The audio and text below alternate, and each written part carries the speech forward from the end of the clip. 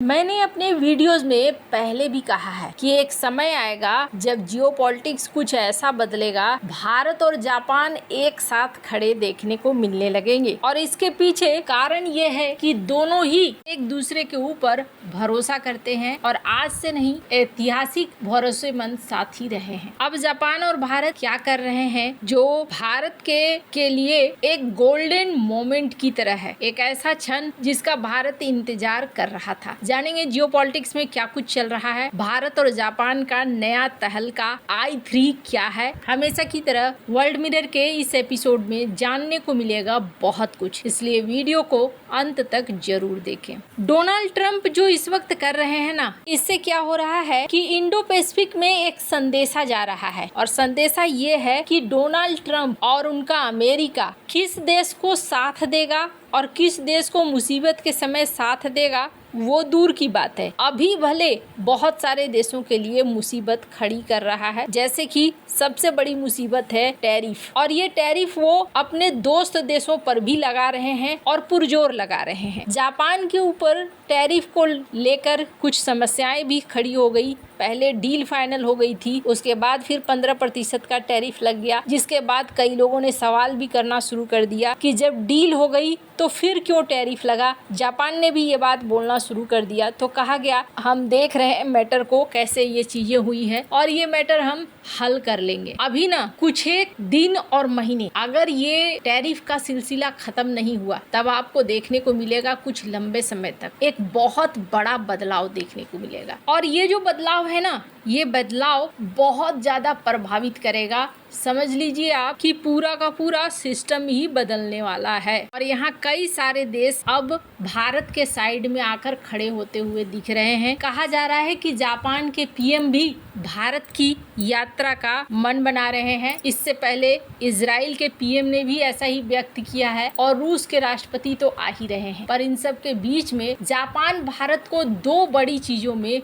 बड़ा साथ दे रहा है। एक तो भारत की सबसे कमजोर नस है, वहाँ पर भारत की मदद करने के लिए आ रहा है। दरअसल हुआ क्या, जापान ने जब देखा कि चाइना और रूस दोनों ही आगे बढ़ रहे हैं, तो चाइना और रूस के 4.5 और 5वीं पीढ़ी के फाइटर जेट का मुकाबला करने के लिए एक ऐसी टेक्नोलॉजी के साथ फाइटर जेट बनाने की योजना करी जिसका नाम रखा गया I3। ये काफी एडवांस टेक्नोलॉजी के साथ बननी थी, इसके लिए पूरा प्लान तैयार हो गया। वैसे आपको बता दूं, अगर जापान के बारे में थोड़ा भी संदेह है टेक्नोलॉजी को लेकर, आज जैसे इजराइल के लिए कहते हैं ना कि इजराइल की टेक्नोलॉजी मतलब बहुत ही खतरनाक, कुछ अलग ही लेवल की चीज होगी, ऐसा ही जापान के साथ भी है। जापान को दबा दिया गया, कुचल दिया गया, वो एक अलग है सीन, लेकिन अगर टेक्नोलॉजी की बात करें तो टेक्नोलॉजी में ये बहुत माहिर हैं और ये इन्होंने युद्ध उपकरणों में भी अपने आप को दिखलाया है और इलेक्ट्रॉनिक्स मार्केट में भी इन्होंने अपनी छाप छोड़ी है। अब ये जब बनाने की बात करने लगे कि हम एक फाइटर जेट बनाएंगे और उस फाइटर जेट का नाम होगा I3 में क्या क्या होगा जरा उसे सुनेंगे तो आपको लगेगा ये सीधे के सीधे छठी पीढ़ी के विमान बनाने की बात कर रहे थे। बिल्कुल, ये छठी पीढ़ी की ही विमान बनाने की बात कर रहे थे और इसमें पहली चीज थी स्टील्थ टेक्नोलॉजी। ये सिलिकॉन कार्बाइड और मेटा मटेरियल्स का इस्तेमाल करके रडार क्रॉस सेक्शन को कम कर रहे थे ताकि स्टील्थ टेक्नोलॉजी विकसित हो सके। इसके अलावे हाई पावर स्लिम इंजन और इसमें IHI XF9-1 इंजन लगाने की बात कही गई थी। उसके बाद फ्लाई बाय लाइट कंट्रोल, यानी इलेक्ट्रॉनिक युद्ध में इलेक्ट्रोमैग्नेटिक क्षेत्र से बचने के लिए एक पूरा का पूरा कंट्रोल, ऐसा रडार सेंसर फ्यूजन जिससे दूसरे स्टील्थ विमानों का पता लग जाएगा। 360 डिग्री स्थिति की जागरूकता, मतलब चारों तरफ क्या हो रहा है फाइटर जेट का ये इंफॉर्मेशन पता चलेगा। इसके अलावे था क्लाउड शूटिंग। क्लाउड शूटिंग क्या है, ड्रोन आ गए, सैटेलाइट आ गई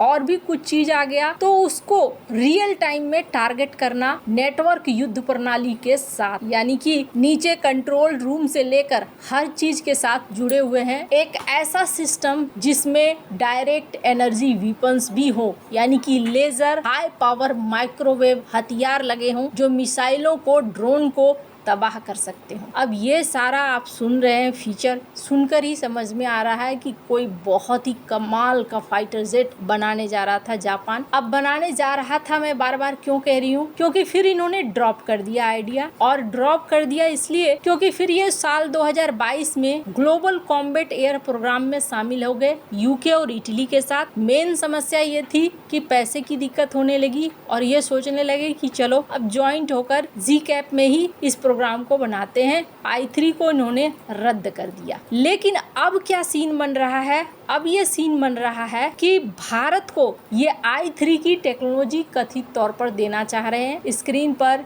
एक आर्टिकल देख सकते हैं, कहा जा रहा है एक ऐसे प्रोजेक्ट की संभावना बन रही है जिसमें जापान i3 के टेक्नोलॉजी को भारत को देगा और भारत एमका में इसका इस्तेमाल कर सकता है। एमका जो भारत का महत्वाकांक्षी परियोजना है, अब कहाँ मदद दे सकता है इंजन के विकास में। दूसरा, फ्लाई बाय लाइट कंट्रोल, इसमें आइसा रडार, सेंसर फ्यूजन में, क्लाउड शूटिंग में, डायरेक्ट एनर्जी वेपन्स में, यानी कि जो मेन इनकी सारी खास टेक्नोलॉजी थी, कहा जा रहा है कि वो एमका में इस्तेमाल किए जा सकते हैं और इसको लेकर बातचीत चल रही है। तो वहीं दूसरी तरफ दूसरा सबसे ज्यादा महत्वपूर्ण नेवी के क्षेत्र में भी भारत के साथ आ रहा है जापान की company Japan ship machinery and equipment association ने हाल ही में shipyard association of India SAI के साथ एक बैठक करी है, जिसमें दोनों देशों के बीच में बिजनेस मैचिंग इवेंट आयोजित किया गया है। कहा जा रहा है कि यहाँ पर जापान और भारत दोनों ही नेवी के क्षेत्र में एक दूसरे की मदद करने की सोच रहे हैं ताकि बढ़िया एडवांस जहाजों का निर्माण हो सके। साथ ही साथ भारतीय शिपयार्ड में जापानी कंपनी पैसा भी लगाना चाहते हैं। भारतीय नागरिकों के लिए जापान में रोजगार के अवसर भी यहाँ पे अब ये दोनों न सिर्फ इस क्षेत्र में बल्कि रेयर अर्थ मटेरियल के मामले में भी साथ आते हुए दिख रहे हैं, जहाँ भारत की मदद जापान करेगा। दोनों देशों का साथ बहुत ही ज्यादा जरूरी था। आने वाले दिनों में आप और भी बहुत सारी चीजें देखेंगे, यानी आसमान से लेकर पानी तक दोनों ही क्षेत्रों में अब जापान और भारत साथ आ रहे हैं। वैसे आपको क्या लगता है, इन सब मामले में आपकी क्या राय है, कमेंट कर जरूर बताएं। जल्द मिलते हैं अगले वीडियो में नई खबर के साथ।